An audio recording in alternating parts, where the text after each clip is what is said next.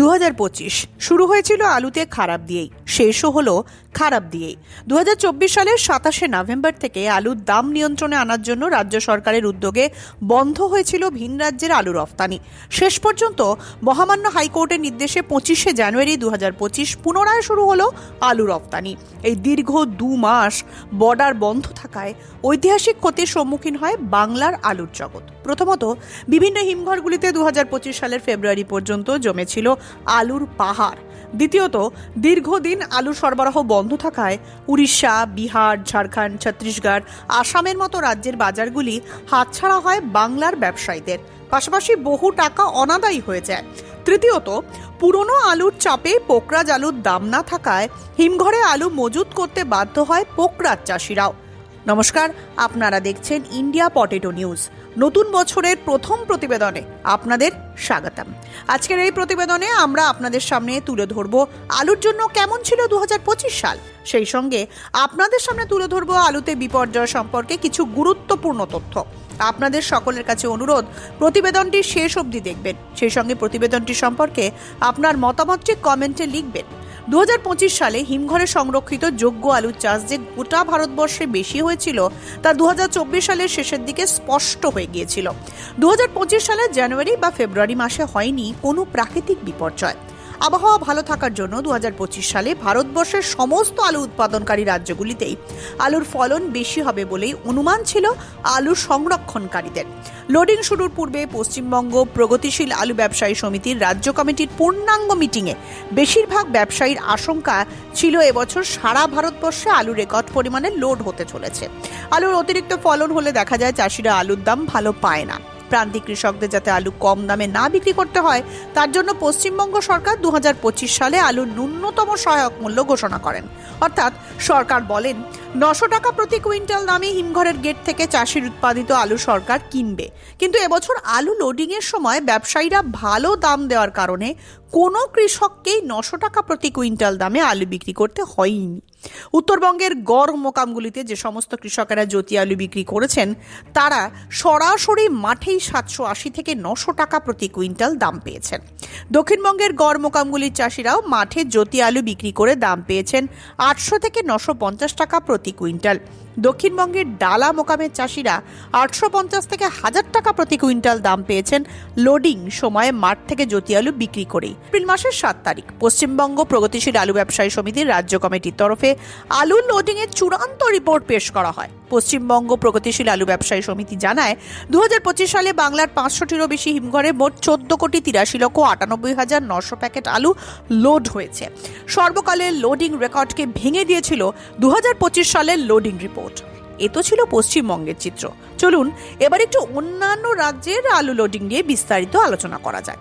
ভারতের সর্বোচ্চ আলু উৎপাদনকারী রাজ্য উত্তরপ্রদেশেও 2025 সালে আলুর অতিরিক্ত ফলন হয়, যে কারণে উত্তরপ্রদেশ, পাঞ্জাব, গুজরাট সহ অন্যান্য রাজ্যগুলিতেও আলু প্রচুর পরিমাণে লোড হয়। পশ্চিমবঙ্গে যেমন প্রগতিশীল আলু ব্যবসায়ী সমিতি নামে একটি শক্তিশালী সংগঠন আছে, তেমন কোনো সংগঠনই অন্যান্য রাজ্যে নেই, যে কারণে বাংলার মতো নিখুঁত লোডিং হিসেব কোনো রাজ্যেরই পাওয়া যায়নি।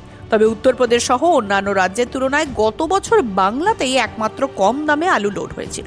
সেই জন্য ব্যবসায়ী মহলের অনেকের অনুমান ছিল বাংলার আলুর দাম ভালো থাক বা না থাক, আলু নিকাশি ভালো হবে, আলুর চাহিদা ভালো থাকবে। তবে 2025 সালের বাংলার আলুর লোডিং রিপোর্ট দেখে বেশিরভাগ আলু ব্যবসায়ীদেরই অনুমান ছিল আলুর জন্য খুব একটা ভালো বছর হবে না 2025। মৌখিক পরিসংখ্যানে বলা হয় এবছর কৃষকেরাই আলু বেশি সংরক্ষণ করেছে হিমঘরে ব্যবসায়ীদের তুলনায়। 2025 সালের এপ্রিল মাসের 15 তারিখ বাংলার তারকেশ্বরের পিয়াসারার নতুন সারদা হিমঘর থেকে প্রথম আলু নিকাশি শুরু হয়। পুরোপুরিভাবে মে মাসের মাঝামাঝি থেকে আলু সারা বাংলার হিমঘরগুলি থেকেই আলু নিকাশি হতে থাকে জোর কদমে। স্টোর খোলার প্রথম থেকেই পশ্চিমবঙ্গে লোডিং দামের চেয়ে কম দামে আলু বিক্রি হতে থাকে। জুলাই মাসের মাঝামাঝিতে আলুতে বিরাট বিপর্যয় শুরু হয়। বাংলার সব মোকামেই হু হু করে কমতে থাকে আলুর দাম। সেই সময় অধিকাংশ আলু সংরক্ষণকারীরাই ভেবে নিয়েছিল আর আলুর দাম বাড়বে না। কিন্তু তখন কয়েকজন সাধারণ আলু ব্যবসায়ী বলেন এখনই ভেঙে পড়ার কিছু নেই, আলুর দাম বাড়বে।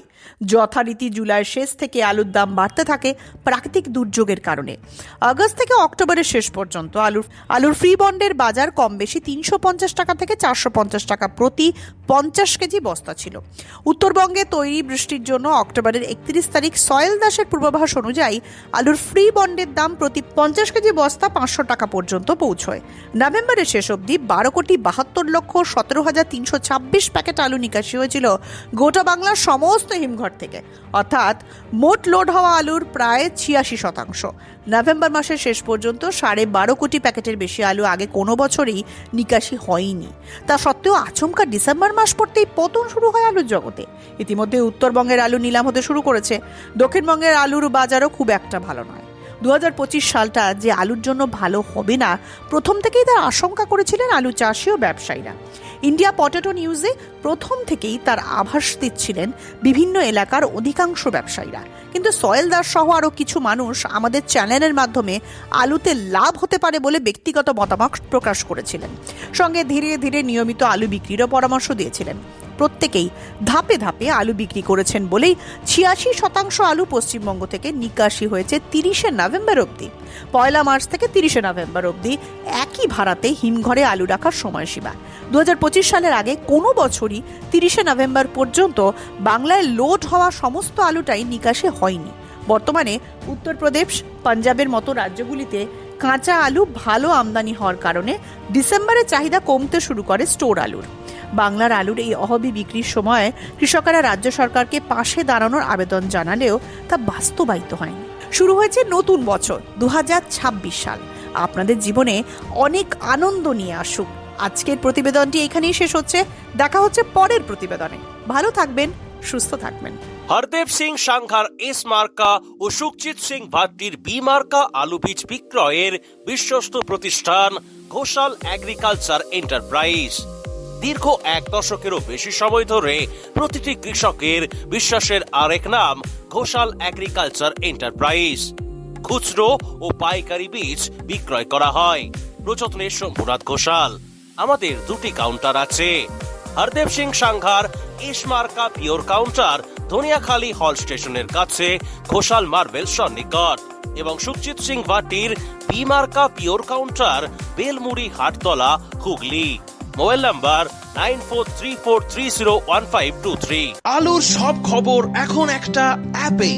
আলুর প্রাত্যহিক বাজারদর, আলুর সর্বভারতীয় বাজারদর, আলুর সকালের বাজারদর, লোডিং আনলোডিং রিপোর্ট, বিগত 10 বছরের আলুর তথ্য, সারা ভারতবর্ষের 20,000 আলু চাষী ও ব্যবসায়ীদের তথ্য এখন আপনার হাতের মুঠোয়। প্লে স্টোর থেকে আজই ডাউনলোড করুন India potato market rate app. 2012 সাল থেকে প্রতি মুহূর্তে আপনার সঙ্গে।